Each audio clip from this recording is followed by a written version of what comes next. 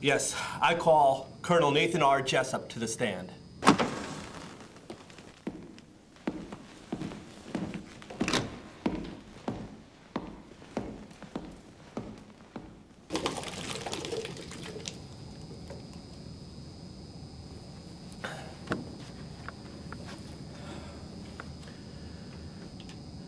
Colonel Jessup, can you state your name for the record?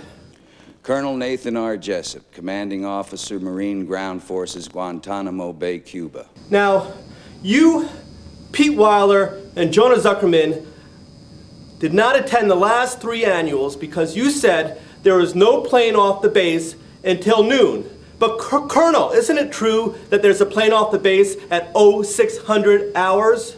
The 0600 was the first flight off the base. Your Honor, can I have a little latitude with this witness? A very little latitude.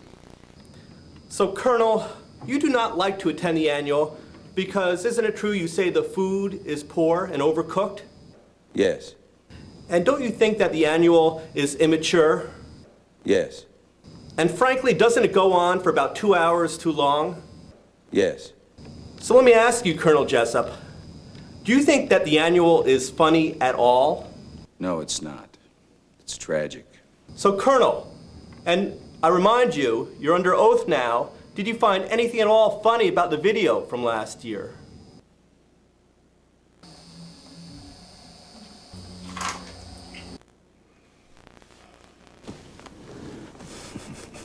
Green t-shirts. Please, two the court, belts. is there a question anywhere in our future? Your Honor, yes, I'll get to the point. Now, Colonel, isn't it true that you and Lipson were once friends, and in fact, you both picked up a prostitute at Hunts Point Market? What was the name of that prostitute, Colonel? Crystal. But Lipson couldn't perform with that prostitute, could he, Colonel? And you called him a wimpy-ass Rockland County Jew. Is there another kind? So Lipson joined the Marines because he wanted to go to Cuba with you, because he thought it was going to be a sexual paradise. Can you tell me more just what Lipson was expecting when he got down there with his fellow comrades in arms? Ever put your life in another man's hands? Asked him to put his life in yours? But when Lipson got down there, it wasn't what he thought it was going to be, was it? And why was that, Colonel? Why wasn't Lipson satisfied? I told Kendrick to tell his men that Santiago wasn't to be touched.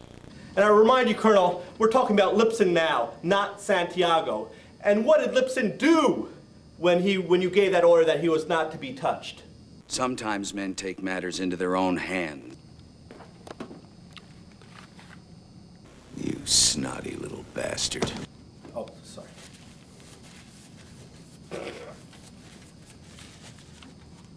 But isn't it true that you wanted Lipson off the base because he forced himself upon you sexually? Santiago was a substandard Marine. But Lipson just needed to be loved. He wanted to be touched. If you weren't going to do that, you couldn't find one out of the 10,000 Marines on that base to love him? Who's gonna do it? You?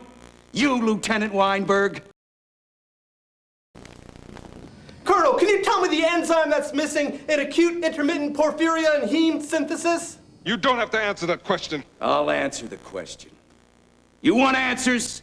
I want vermouth! You can't handle the truth! I didn't say the truth, I said vermouth. I can't handle vermouth. Did you call the code red on Lipson? You're goddamn right I did!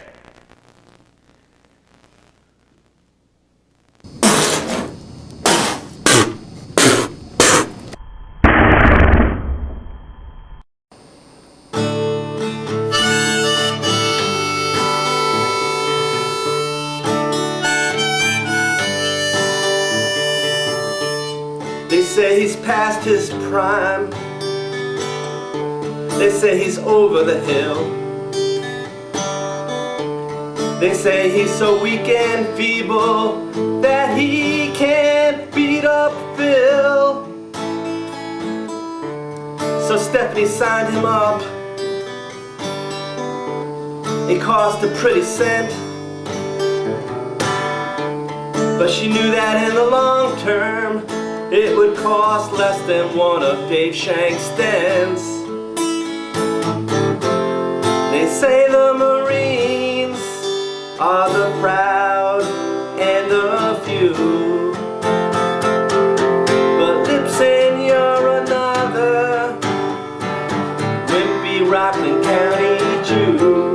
there another kind?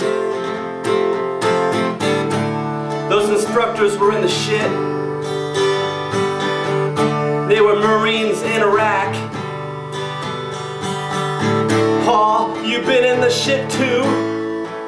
Yeah, I know about your GI tract. Yeah, boot camp was really messy. Like that tent you shared with Perry.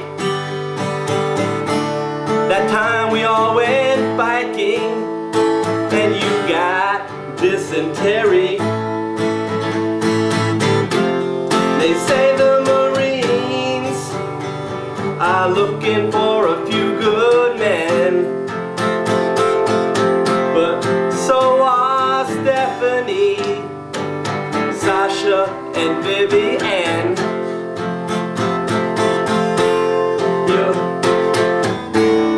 You overcame your pain, although your pain was plenty. There's nothing you can't do except help Andrew in 2020.